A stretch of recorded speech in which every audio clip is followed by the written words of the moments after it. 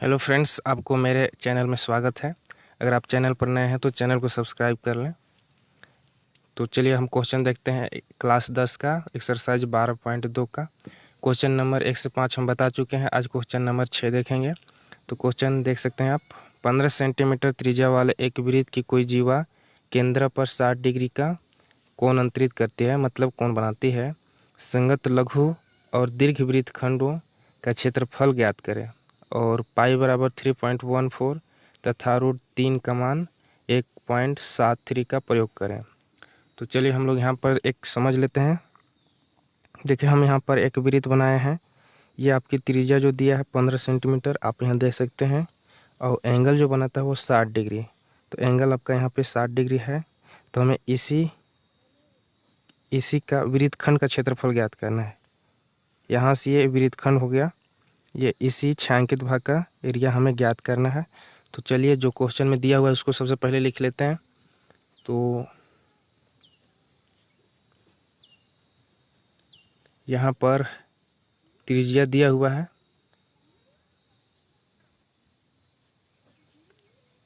त्रिज्या बराबर आप यहाँ देख सकते हैं 15 सेंटीमीटर है। तो 15 सेंटीमीटर हो गया। कोण को थीटा से दर्शाते हैं, इसलिए हम थीटा बराबर दे सकते हैं 60 डिग्री। यहाँ पर 60 डिग्री है थीटा का मान, तो 60 डिग्री हो गया। बोला है संगत लघु और दीर्घ वृत्तखंड, मतलब दो प्रकार के बोला है। तो हम सबसे पहले संगत लघु वृत्तखंड का क्षेत्रफल ज्ञात करते हैं। संगत लघु वृत्तखंड का क्षेत्रफल, तो संगत लघु वृत्तखंड का क्षेत्रफल होता है r² पाई थीटा बटा में 360 माइनस 1/2 साइन थीटा। ये आपका वृत्तखंड का क्षेत्रफल होता है। चलिए इस पर बारी बारी से सभी का मान रखते हैं। तो हम रखते हैं इस पर r², आप यहाँ r दे सकते हैं। r² 15 है, तो 15 गुना में 15। पाई का मान बोला है 3.14, यहाँ दे सकते हैं। तो 3.14 गुना में थीटा 60 है, गुना में थीटा 60 हो जाएगा, बटा में 360 माइनस 1/2 साइन थीटा। थीटा का मान आप यहाँ दे सकते हैं, थीटा बराबर 60 डिग्री। तो थीटा का मान आप 60 डिग्री रख दें।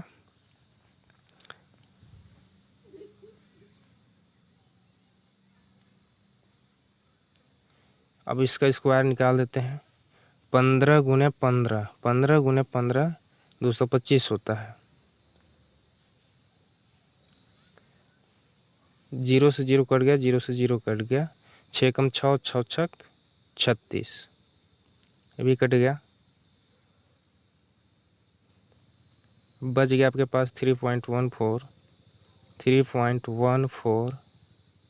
बटा में 6 माइनस 1/2 साइन 60 का मान होता है √3 बटा में 2 होता है। फ्रेंड्स, आपको नहीं याद है तो आप याद कर लें।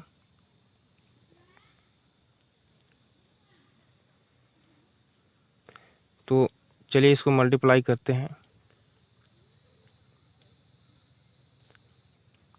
225, ये 3.14 बटा में 6 माइनस इसको इससे गुना कीजिए 1 × √3, तो हो जाएगा √3। 2 गुने 2 कर दीजिए, हो जाएगा बटा में 4।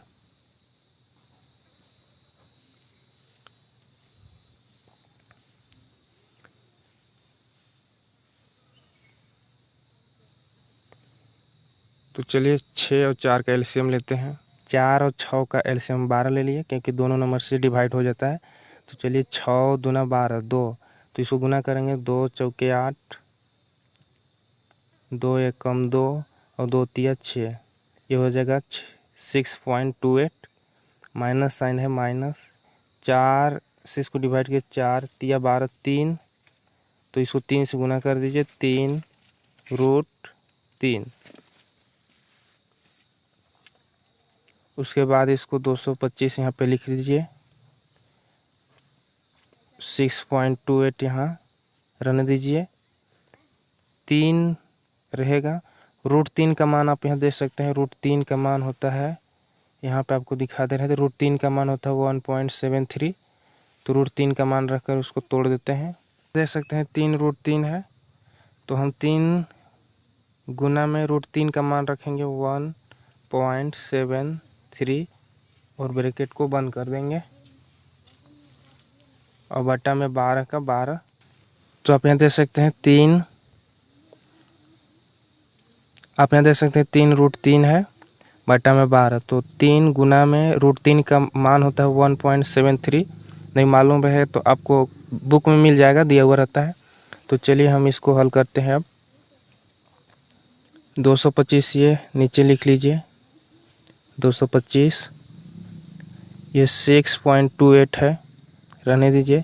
इसको गुना कर लीजिए, 3, इसको 3 3 9, 3 7 21 के 1 हासिल 2, 3 एकम 2, अब 3 एकम 3 और 2 5 हो जाएगा, ये 5.19 बटा में 12 का, ये 12 लिख लीजिए। उसके बाद इसको 225, अब इसको घटा दीजिए आराम से। अगर आपको नहीं समझ में आता तो साइड में आप लिख करके घटा दीजिए। 6.28 में से घटाना है 5.19, घटा दीजिए आराम से। तो ये 18 में से, तो 18 में से 9, तो 9 बचेगा। यहाँ पर 1 में से 1 0.6 में से 5 घटाइए तो 1, तो आपके पास आ गया 1.09। तो आप आराम से यहाँ पे लिख सकते हैं 1.09 बटा में 12। अब ब्रैकेट तोड़ दीजिए, ये 225 गुना 1.09 बटा में 12। आप यहाँ पर इसको काट सकते हैं 3 से, 3 7 21, 3 5 15, 3 चौका 12, तो आपके पास बच गया 75 गुना में 1.09 बटा में 4 बच गया। अब आप इसको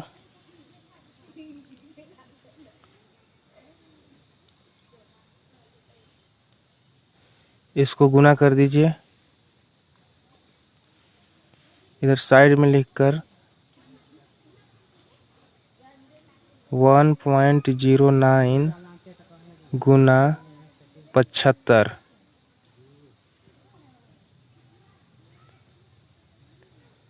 5 9 45